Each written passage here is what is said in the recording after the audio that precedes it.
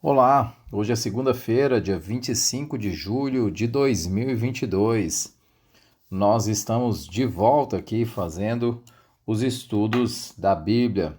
Vamos estudar agora o livro de 1 Coríntios. Eu tenho o prazer de estar de volta aqui fazendo os estudos com vocês. Vocês sabem muito bem, nós já fizemos o estudo dos evangelhos, Mateus, Marcos, Lucas e João. O Ricardo fez o estudo do livro de Atos, também fez o estudo do livro de Romanos, estudo que muito nos edificou. E agora nós continuamos o nosso esforço de leitura da Bíblia. Qual é o nosso desafio? Nosso desafio é simples. Leia um capítulo da Bíblia por dia. Se você está nos acompanhando desde quando começamos esse desafio, desde quando começamos esse trabalho e essa trajetória, você já leu os evangelhos, você já leu Atos, você já leu Romanos, você já leu cartas importantíssimas como a carta de Romanos, uma carta, na verdade, importantíssima como a de Romanos. Você já leu os evangelhos, já aprendeu sobre os evangelhos sinóticos, sobre o evangelho de João, sobre o livro de Atos. Você já teve um grande aprendizado. Por isso eu quero te estimular. Continue fazendo isso, lendo um capítulo da Bíblia por dia. E nós trazemos aqui todos os dias um pequeno estudo com desse capítulo, pegamos um trecho desse capítulo, lemos alguns versículos e trazemos para cá para que isso possa ajudá-lo na consolidação da sua fé em Cristo. Nós também temos falado aqui com recorrência, eu falei, o Ricardo falou, compre a Bíblia 365, ela vai te ajudar muito a ler a Bíblia. Por meio dela você vai ler um capítulo do Velho Testamento, na verdade não um capítulo, um trecho do Velho Testamento, um trecho do Novo, um trecho de Salmos e um trecho de Provérbios todos os dias, todos os dias. Isso vai edificar a sua vida porque ao final de 365 dias você terá lido a Bíblia toda. Hoje o áudio vai ficar um pouco mais longo porque eu estou de volta, então eu quero te pedir perdão por esse áudio um pouco mais longo do que o normal, mas é porque nós vamos falar sobre a carta de Coríntios e eu quero dar uma breve introdução antes da gente falar do texto e do versículo que vamos ler.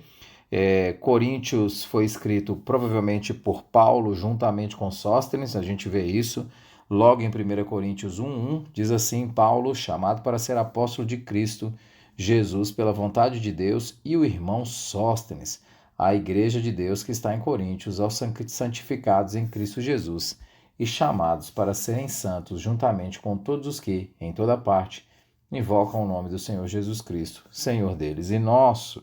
Então, Paulo, juntamente com o irmão Sóstenes. A carta, portanto, provavelmente foi escrita pelos dois. E ela provavelmente não foi, como nós conhecemos, apenas escrita em duas cartas. Há registros e relatos de que nós temos mais do que duas cartas. Mas o fato é que na Bíblia nós temos as duas cartas. Eu estou usando como texto de referência o livro da ABU, chamada Mensagem de Coríntios, na verdade a Mensagem de 1 Coríntios, escrito por David Pryor. Esse vai ser o nosso texto de referência aqui, texto esse que eu já usei na Escola Bíblica Dominical para ensinar sobre o livro de Coríntios, e ele fala, logo na sua introdução, ele fala da lógica da carta de Coríntios. Eu vou me permitir ler aqui para que você possa acompanhar comigo. O primeiro trecho é uma carta que ele chama de carta prévia, que pode estar contida em 2 Coríntios 6, 14 até 7:1. Então, provavelmente, esse trecho provavelmente foi uma carta prévia. Depois, os da casa de Cloé, 1 Coríntios 1:11, vão a Éfeso, levando para Paulo as notícias da divisão em Corinto. Texto esse que nós vamos tratar exatamente nesse estudo de hoje. Depois C, 1 Coríntios capítulos 1 a 4 é escrita em resposta e Timóteo deve ser o portador dessa carta. Lá em 1 Coríntios 4:17 nós vemos que Timóteo é o portador dessa carta. Provavelmente essa carta de 1 Coríntios de 1 a capítulos 1 a 4 é escrita exatamente em resposta ao trecho que nós vamos tratar hoje de 1 Coríntios 1:11. Depois, três homens, Estéfanas, Fortunato e Acaico, que estão em 1 Coríntios 16, 17, chegam com mais notícias de uma carta de Corinto. Paulo imediatamente escreve os capítulos 5 e 6 de 1 Coríntios e, em resposta a essa carta, redige os capítulos 7 a 16. Timóteo leva toda a carta de 1 Coríntios aos destinatários. Quinto ponto, a situação piora e Paulo faz uma desastrosa visita a Corinto, depois da qual as coisas ficam ainda mais dolorosas para ele, e essa viagem é citada em 2 Coríntios 2:1. Então ele envia uma carta severa, que está lá em 2 Coríntios 10 a 13, através de Tito. A gente vê que foi Tito que levou em 2 Coríntios 2:13 e 7:13. Por último, Paulo fica tão preocupado que não consegue esperar a volta de Tito. Parte para encontrá-lo na Macedônia. Nós vemos isso em 2 Coríntios 7, de 5 a 13. E então escreve 2 Coríntios 1 a 9, que é entendido como uma carta de reconciliação. Então, esse é o trecho, a sequência, essencialmente, de 1 Coríntios. Eu vou tentar não me alongar muito, prometo a vocês. Só importante a gente também ter consciência de que Corinto é uma cidade rica, é uma cidade portuária, é um porto importante, e como um porto importante, é uma cidade rica. E em Corinto nós vamos ter uma cidade marcada por muitos estrangeiros, por muitos viajantes, e uma cidade marcada por duas características bem emblemáticas, que são a idolatria. Você tem diversos tipos de adorações a diversos tipos de ídolos, e você também tem licenciosidade, muito marcante em Corinto. O próprio David fala no seu texto da seguinte forma: como a maioria dos portos marítimos, Corinto tornou-se tão próspera quanto licenciosa. A evidência disso era que os gregos tinham essa palavra para designar uma vida de libertinagem. Corintizen, isto é, viver, eu não sei se eu citei certo, tá, meus queridos? Me perdoe, mas porque de fato não conheço grego. Isto é, viver como um coríntio. Homero falava da rica Corinto e se refere a ela como importância militar devido ao controle que exercia sobre os portos de Lequeu e Cencreia. Então, era uma cidade rica e uma cidade marcada pela licenciosidade e pela adoração a vários ídolos. Acho importante ler isso aqui também. Dominando a cidade estava o Acrocorinto, uma montanha de mais de 560 metros de altura, sobre a qual se encontrava o grande templo de Afrodite, a deusa grega do amor. As 1000 sacerdotisas do templo, que eram prostitutas sagradas, desciam à cidade ao cair da tarde para oferecer os seus serviços nas ruas. Paulo vai para essa cidade. A narrativa dele na cidade de Corinto, dos 18 meses que ele passou lá, em que se encontra em Atos 18, de 1 a 18. Ricardo tratou isso no estudo de Atos, você consegue ver isso lá.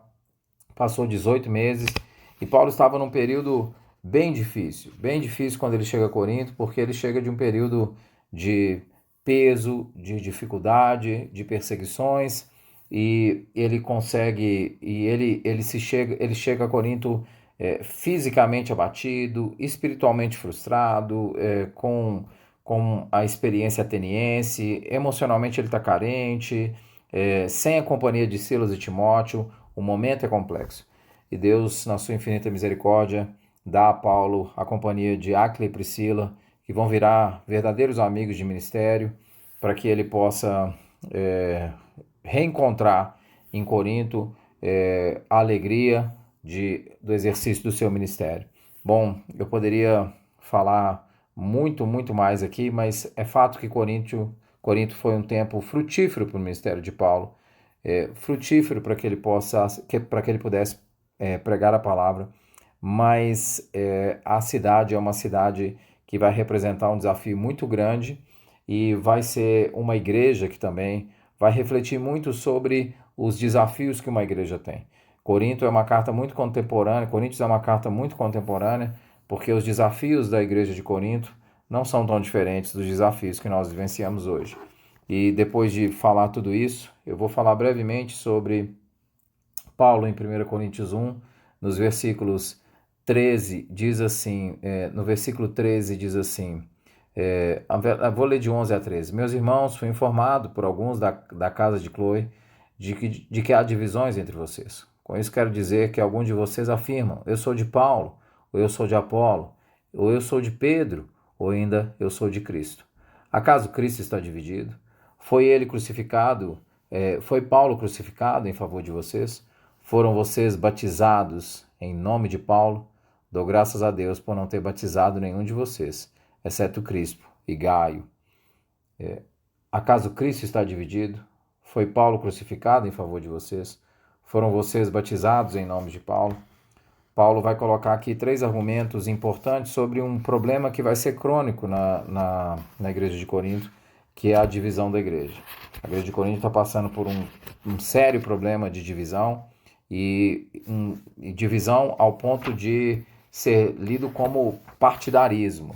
Era como se houvesse o partido de Paulo, o partido de Cefas, o partido de Apolo, o partido de Cristo.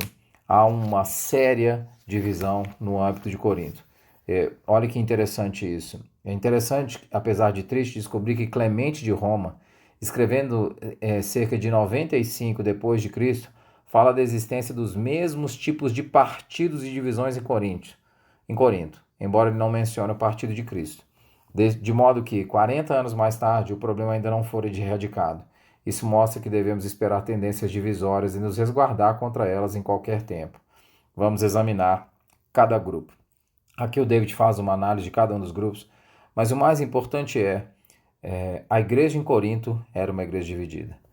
E a história da igreja mostra que nós, com muita facilidade, nos dividimos. E isso gera um resultado muito ruim. A igreja protestante, ao longo da sua história, deu espaço para que nós pudéssemos ter a interpretação da Escritura sendo feita não por uma autoridade central, como era na Igreja Católica Romana, mas feita por cada cristão. Cada cristão pode interpretar a Escritura. Mas essa liberdade, ela veio com um preço de enormes divisões. E não é exatamente o que aconteceu em Corinto. O que está acontecendo em Corinto é também divisão, de algumas pessoas que começam a defender um tipo de pessoa e um tipo de argumentação, outras pessoas que começam a defender outro tipo de pessoa e outro tipo de argumentação. E Augusto Nicodemos vai dizer que nós, muitas vezes, começamos a brigar por aspectos secundários da nossa fé e geramos divisão, e não nos preocupamos com os aspectos primários da nossa fé. O mais importante dessa história aqui é que Paulo vai dizer com esse versículo da integridade de Cristo. Acaso Cristo está dividido? Cristo nunca está dividido, ele é íntegro. Vai dizer da cruz de Cristo. Foi Paulo crucificado em favor de vocês? Ele está dizendo, olha, quem foi crucificado não foi Paulo, não foi Apolo, foi Cristo que foi crucificado em favor de vocês. E mais do que isso, ele vai dizer da autoridade e senhorio de Cristo. Ele vai dizer, vocês foram batizados em nome de Paulo? Não, nós somos batizados em nome de Cristo. O importante aqui é que 1 Coríntios 1 já nos chama bastante atenção para um risco enorme da igreja contemporânea, que é o risco da divisão. E nós podemos observar esse risco com muita frequência se manifestando em nosso meio. Quantas igrejas, denominações novas, que surgem a partir de rupturas, que surgem a partir de cisões, e essas cisões não são marcadas por pedido de perdão, por pedido de restauração, e dessa forma nós passamos um testemunho bem negativo sobre a nossa fé.